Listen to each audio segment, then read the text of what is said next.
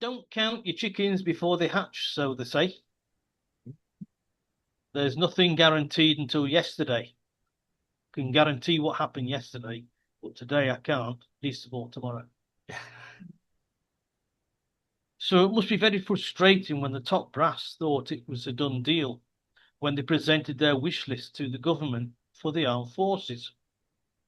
Turns out that Starmer isn't a fairy after all, at least not the type to grant you 3 wishes, as he put a blocker on an investment plan which the military thought everything was set for money to be flowing in to modernise their equipment. Starmer claimed the government can't afford it despite defence chiefs and the head of MI6 advising an upgrade because bad boy Putin was on the prowl. Labour pledged the release of the funds of the investment plan in the autumn. But with what Labour seems to turn its hand to, it turns to shit. The idea has been pushed back to January, at the very least. And this on the heels of the £6.4 billion Ajax armoured vehicle debacle. The Ajax armoured vehicle still not being deployed as they still injure British troops who try to use them with their extreme shaking and noise. 4 separate reviews are ongoing into the Ajax programme to try and resolve the problems. A programme on the go since 2010. But, just as the Agamemnon nuclear submarine fiasco, due to bad management, planning and design, 15 years later and a massive overspend in the budget, still nothing is finalised. Yeah. It seems that the Air Force didn't escape this ineptitude either. But I'll save that for another podcast. Let's do one at a time. Yeah. Shadow Defence Secretary James Cartledge didn't let the fact that Ajax was being executed under the Tory watch get in his way to criticise, saying that the current situation is farcical. He was right, though, however, when he said, as I have said, also, that the gap between the government's preparations for war and its rhetoric was extraordinary. He said brazenly, this means another Labour broken promise on defence. This is why the Defence Select Committee concluded that the government was moving at glacial pace to prepare the country for possible conflicts. So it seems like the government is just having meetings and discussions. And let's have another discussion about a discussion. Yeah, let's have a meeting about a meeting. Yeah, yeah. And let's spend some money on discussions, and let's see what change, what loose change we can squeeze out of this for the final deals. Where you go on that? Well, yes, I'd heard about this vehicle, the Ajax, and yeah, the bone shaker. A lot of military vehicles are bone shakers, from what I've heard, and a lot of military aircraft as well. But, yeah, no military. No, well, this shows you how bad the Ajax is. yeah, because no military vehicle is built for comfort. Yeah, it's deployment. Yeah, the idea is to get your guys on the boots on the ground in a situation as quickly as possible. Yeah, I mean, it's always the argument about the C-130 aircraft. It's not the most comfortable thing, but it's the best, most reliable way of getting supplies and troops from one place to another. Yeah, okay, well, yes, as you said, we're up to the submarine's status again. Planning, design, who the hell is overseeing it? Well, we covered that about the submarine. We covered in the other podcast. Yes, I know. I'm just looking at the angle of this. I mean, this has been ongoing for quite some time. Years ago, they had problems with the tank operating in the desert. Nobody thought that they had tanks operating in the desert, so the filters were dragging in sand. They couldn't cope with it. Wrong type of sand, I believe. That's right. Yeah. I actually knew one of the designers on that project who actually received an MBE for his efforts as well. But yeah, I hope he's not listening to this. I won't say his name. Yeah, I'd like to, but I won't say his name because I had a few tussles with him. He probably Um, yeah, he probably took like the bucket and spade for the sand. I think we asked him in a pub one day, and he did try and defend the indefensible. I won't say what he said, but yeah. Um, He probably just said piss off. I think that's what he was saying to us in effect. Yeah, I've got an MBE and you haven't. Yeah, MBE, many buggers efforts. OBE, other buggers efforts. There we go. Um, sorry for anyone. There are some people that do deserve things. Yeah. It is a yeah. Okay. Well, if I was offered an award, I'd probably take it with both hands as well, admittedly. Um, it Yes, you can't get your head around it. Okay, and this always happens between the changeover of governments, given that whatever we may not say about our present administration, they did inherit some quite horrendous thing from the previous one. But I've got no sympathy because it isn't what you inherit, it's how you deal with the situation that marks you out as a competent leader. And that's the same in industry as well. And this is the problems here, and our industry ones. Yeah. We're in this thing. What do? Do we say cut off point? This isn't going to work. Okay, we've blown so much money, but how much more do you spend to do it? Yes, it's the old thing in Whitehall of having meetings upon meetings upon meetings to keep people employed. Yep. I mean, that is a swamp. These people are swamp creatures, in effect. Um, and nobody actually makes a decision or moves it forward, or somebody makes a decision that they're going to have another meeting about it to actually find the definitive answers. Um, Maybe just ask the end users what they need. Yeah. Yeah. I do know that there's people in the military who do hit their head up against the wall when they're dealing with politicians. If you want anything to go right, you don't involve politicians. Um, if you're going to put the country on a war footing, the best people to take charge are the military. Um, Quite literally. I mean, let's be honest. Would Keir Starmer make a good military leader? I don't think he. Yeah. Probably felt like a cheap suit, and the first even I think it was almost doing that on bonfire night. I mean, yeah. I mean, I'm not inspired. I mean, at least Churchill knew about wars. Yeah, I mean, that's what he did. Mind you, he made some blundering errors as well. In fairness, yeah. Um, More, yeah. I mean, The yeah, art is not the art is not to be perfect. Nobody is perfect. yeah. The art is if you do make an error, Mm, you sort it out straight away. You don't yes, draw it out. yeah. You should see where the errors are. Well, from what I'm seeing, particularly now with modern people and people in industry, Yeah, is don't seem to be able to do this. well, they don't want to admit they're wrong. Um, Whereas the likes of you and I, we admit we're wrong, and then we get chastised for it. Or yeah, we realize probably half a day later that maybe it wasn't the right decision because new evidence, more information comes to light. But you can't let it run. At that point, we can send an email or you can phone up someone and say, hold it, hold it, hold it. And I've seen a manager. I had respect. I saw a manager do this in one of my industries once. I play a company. He realized. I saw him realize that some more information had come to light. The direction that where the project was going in was wrong. Therefore, I was in the room. I liked the guy, and he said to me, "We need to change." And straight away, he's on the phone. Do you know this has just happened?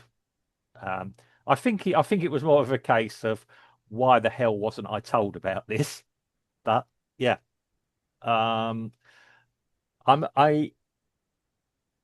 I mean, when you do look at our politicians and they have a microphone underneath their nose now, their mouth long, they don't inspire you with great confidence. Um, and whereas I would believe years ago you'd have at least had some confidence that the person speaking actually knew what they were talking about, or had the ability to know what they were talking about. Okay, Edward Heath and the famous one about the pound in your pocket and all that, he just told downright lies. Was it Heath? Wilson. Yeah, sorry, Heath. Yeah, Heath was good. Wilson. Yeah, if you notice, I stopped there because I realised I'd made a mistake. He sailor, Yeah, morning yeah, cloud, yeah, and what you board. yeah. Well, um, we are now in a time of. I honestly believe that competent people don't actually want to go into politics anymore and make it into senior positions. Um, there is a sort of thing that the leaders don't want people that are contradicting to them to be in the positions, and we know there's not the money to have the top-notch equipment in the UK. The Americans have all sorts of things. They have the money to do that. The UK doesn't. The UK military has always operated on a very tight budget, if the truth be known. The thing is that the UK acts like it does. Well, yeah, I mean, okay. That's the problem. Well, you're not going to tell people you're the poor relation, but yeah, you shouldn't be saber rattling um, when you know you've got no chance or very little chance of achieving unless you've got a really, really good strategy. I mean, it's armchair. It's a difference between armchair commanders and real commanders. Real commanders talk about logistics and abilities to supply and things like this. Armchair commanders talk about numbers, the superiority of equipment to a point. I mean, yeah, when you read enough war stories, you realise that somebody who's just got a basic pop gun has actually taken out strategic places just by guts and understanding and seeing what can be done. Yeah, I mean, the Americans have the ability to go in and deploy very quickly their staff, and there's a whole series of programs about how they develop their Chewies and everything else to do that. Even they had problems with some of their equipment when it was in development, and they had some horrendous crashes as well with Chinooks, and I think it was the Chinooks. The Chinook helicopter came down and things, but they persevered and they got it right. Nothing ever goes smoothly, but yeah, they have people who will make a decision and will abandon things. And the US has a different system. And I'm just going to talk about this with the defense. The Pentagon has to persuade Congress that the money they're putting into a project is justified. Yeah. What the benefits are. So when you watch programs like this, with us, with the UK, it's reverse way round. The incompetent ministers are trying to tell the military what they can do without. Yeah. And that's what strikes me as odd. There is not the money. Yes, maybe the UK should, as I said before, should be more focusing on defence. We should not be saber rattling against Russia. Russia have got no desire, let's do that as our enemy, to have any attack on the UK anytime soon. I can't see Putin actually wanting it. To be quite honest. He likes his Russia. Yeah. He's got his hands full with Russia. Yeah. I mean, not gonna. I don't think even Eastern Europe, he's not got the least minimum urge to expand Russia. Russia is quite a big country. Yeah, as I said, yeah. Well, why would they need to go further? I mean, yeah, it's a. I mean, this is what doesn't make any sense for me. I mean, will the military constantly want for more money? Yes, the same as the NHS will in the education system. Everybody wants to grab more money. What needs to be looked at is, like you say, is how the money gets spent. Right. What's the value for money? And that's what the US Congress always asking the Pentagon. You Right. want these toys. Why do you Yep. want this toy? Yeah. What benefit is it? What theatre of, okay, we can look to try and predict in the future the theatre of war. Are aircraft carriers any use now? Maybe the Americans have them. Are they any use to us? But the question I think in the UK needs to be asked mm, that we look at HS2, right, which yeah, is probably the most famous overspend on any project in the UK, yeah. Well, right? in Well, the industry let's required that one. Yeah, let's keep it to the military. yeah, With this Ajax yeah, problem, yeah, or the Agamemnon, mm, the submarine. yeah, Right? So when the first delay started, mm, or overspend on the project started, it yeah, needs to be asked why, yeah, right? And if it happens to once or twice, mm, you could be forgiven. You could be forgiven. But in the case of Ajax, it's been 15 years, man. yeah. Well, that's a cock up by any So, project management standards. Yeah, but I'm sure the budget. I mean, the budget spent overspend, yeah, right? It's it's going to be 15 times. yeah. I mean, yeah, and this is what frustrates me. We don't. I said the other day in the podcast the other day, we don't have the competence anymore. I mean, I gave a brief overview how I'd run a project, and I've done the Mm. course. I've got a course certificate next to me here. I haven't got a knowledge in it. I've been on an industry standard course about project management. Um, and I do look at some of the project management that's happening, and I'm thinking, yeah, what was the thinking there? Why didn't these people do something? It's obvious. It's not even looking hindsight. You can see it happening in real time. I know people in the eye of the storm don't often see what's going on, or people are protecting themselves, or people are hoping that they'll be out the picture by the time the brown stuff hits the fan. Um, I'm afraid, yeah, the level of competence. I do believe. I do believe the UK is in decline, but not for the reasons people are going around saying. It's because of the people we got at the top, definitely, are not the right people. And when younger people are looking to leave the UK to go to even the UAE or places like that, um, even the Brazilians are hungry in Brazil. They're hungry for people with project management knowledge and experience. They're trying to get themselves together. Um, I must I, admit, so yeah, I think a Brazilian businessman would run rings around an English one.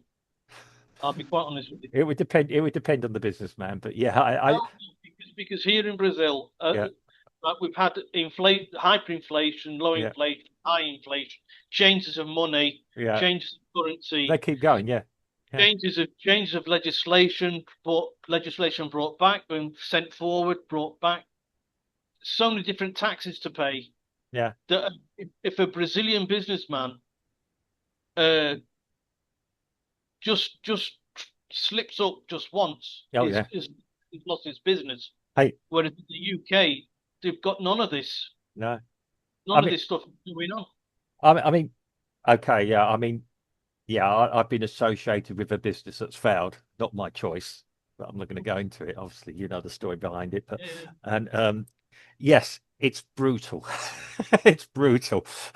and Um, in the UK, we've got the businesses. They put the national insurance up mm, for businesses. no, they crucifies it. Yeah, Yeah, and so the business is going against going to the wall. yeah, Here in Brazil, the taxes that business need to pay, and they're surviving. yeah. Why? Because the businessmen know how to give that little Wiggle. as it's called here. Yeah, They're able to do this yeah. because it's bred in them because it's been like this since their whole lives, Well, they're even the control. resilient. I will give them that. They're resilient. Um, and when you do talk to them, they have a different philosophy. And yeah, they don't. They. I'll give them this. They go a lot more gut instinct. The Brazilians can see when something might be going wrong quite quickly. Um, they might not always react in a smooth way, And I think that's it. Sometimes, yes, I've seen, like you say, Brazilian businessmen do something. I thought that was totally crazy, and it turned out to be the right move to make, because they understand the situation more than I do. I'm still, as I said, there are times I'm a bit theoretical still, because like you say, I come from an industry of this breeding. We'll keep going, yeah, until, but it goes against everything else. You hear, you watch things, and we got into a different subject. You watch old videos of Steve Jobs saying, "Look at the end market, look at where it's going, look at everything around," and he saved Apple for the second time, big when it was going through, when the theoreticals took it over. You listen to Alan Sugar, read Alan Sugar's book about things. Even listen to Elon Musk when he had his two companies failing, and he managed to get around it. I mean, these people know how to, like you say, their gut feelings. They grab their boot laces. They know how to tie them themselves. They will take charge. They'll make a decision. If the right decision is put something on hold, yeah, they'll do it. Doesn't matter how many faces, how many noses they put out a joint, they will do it. They'll make that decision. They might make some enemy. Yeah. I lost a contract with an English company here in Brazil because the people in the UK couldn't get to grips with what hyperinflation is. Yeah. Yeah. And they asked me for a quote on something, and I gave them the quote. They dragged their feet to finalize the deal. Yeah. And I went back to them and I said, "Look, now it's this price." And they thought I was trying to add something on for me. It's just hyperinflation. Yeah. No, I mean, yeah. I mean, when I've seen the economy bounce like mad in Brazil, and I now live as a Brazilian, I don't have anything from the UK. So, and it's good for me in a way, because it means I don't have any safety blanket or any safety nets, or not safety blanket, safety net. And it's yeah, you just got to keep going. And that is the trick in Brazil. It's looking strategy. This is happening. This has just happened. You begin to understand the market you're in. You have your highs and the lows throughout the year, let alone any other time. I do know that Brazil, I'm not saying Brazil's a wonderful example. I mean, we still got problems on local level with some prefeituras and money going to missing. But yeah, it's I think the UK businessman who's got it stable throughout the year, he doesn't have this jogo de cintura. And a lot less do have the politicians got the ability. Well, who become and that's why the British defence industry is where it is. Well, let's be honest. What right-minded businessman, normal businessman, would go into politics unless they've got a cause to do it? The only two I can think of are Nigel Farage and Nigel Rees-Mogg, the high-level ones, who do actually understand it. You listen to their podcasts; they talk about all this kind of stuff. They understand it, financing, and the moves that governments make. But the other side of it all is, it might not even be the politicians. You've got the level of the civil service underneath, who are probably as incompetent as hell. I nearly said another word there. And they are probably the ones that really ballsed it all up. And it may be possibly because they got friends or people who belong to their gentleman's club they've done business with and everything else. Yeah. I'm not saying it's direct corruption. There's a big difference. This is possibly people trying to be helpful and missing the mark totally. Yeah. And this is what I said. Everything needs to be accountable. You need good auditors on any project. People ask the right question. And yeah, I've been on projects that have failed. I've been on projects that have been successful. And the projects that are successful always could be accountable for everything they spent and did. I always seem to think that in the UK, it's like doing 100 meters sprint in treacle.